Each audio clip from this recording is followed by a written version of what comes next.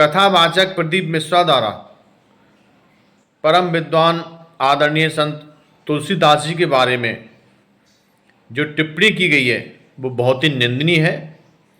तुलसीदास जी को प्रदीप मिश्रा द्वारा गंवार बताया गया है। ऐसा लगता है कि प्रदीप मिश्रा के द्वारा जो टोटका से धन अर्जित किया गया है उससे प्रदीप मिश्रा की बुद्धि भ्रष्ट हो गई है।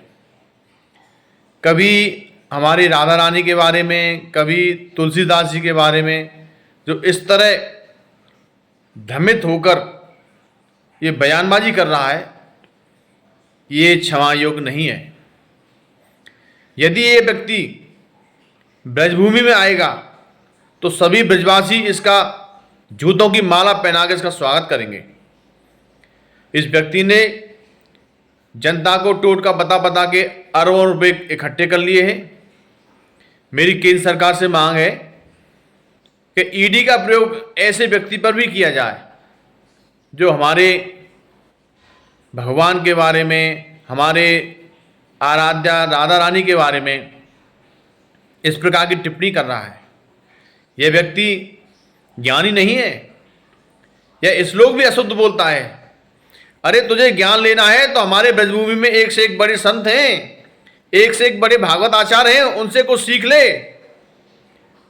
4 श्लोक याद करके शिव पुराण नहीं बांटा जा सकता। शिव पुराण की आड़ में यह हमारे आराध्य के बारे में इस प्रकार टिप्पणी कर रहा है। यह बहुत ही गलत है। हम सभी ब्रजवासी इसको सबक सिखा के रहेंगे।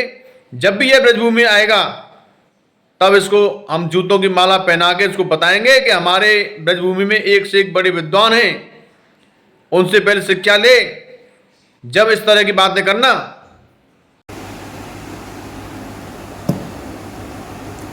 रामाय रामभद्राय रामचंद्राय मानसे रघुनाथाय नाथाय सीताय पते नमः। नीलाम्बुज श्यामल कोमलांगो सीता समारोह पितवाम भागो पाणव महासायक चार चापम नमामि रामम रघुवंशनाथम। आदरणीय प्रदीप मिश्रा जी अब तुलसीदास जी के ऊपर बोलने लगे कि मैं गंवार हूँ जैसे तुलसीदास जी गंवार थे। किसने कहा आपसे तुलसीदास जी गंवार थे? तुलसीदास जी जैसे परम महापुरुष विद्वान जिनको साक्षात श्री हनुमान जी का ब्रह्म संबंध था, वो अपनी रामायण लिखने से पहले लिखते हैं कि नाना पुराण निगमागम सम्मतम यद। नाना पुराण निगमागम, अनेक पुराण, 18 पुराण, वेद, छंद, वेद पुराण आदि। और ये जो रामायण की कथा है आपने कोई प्रचार प्रसार के नहीं किए। शांत सुखाय तुलसी रघुनाथ गाथा। श्री साक्षात तुलसीदास जी के प्रश्न हैं और रामायण में हनुमान जी के उत्तर हैं।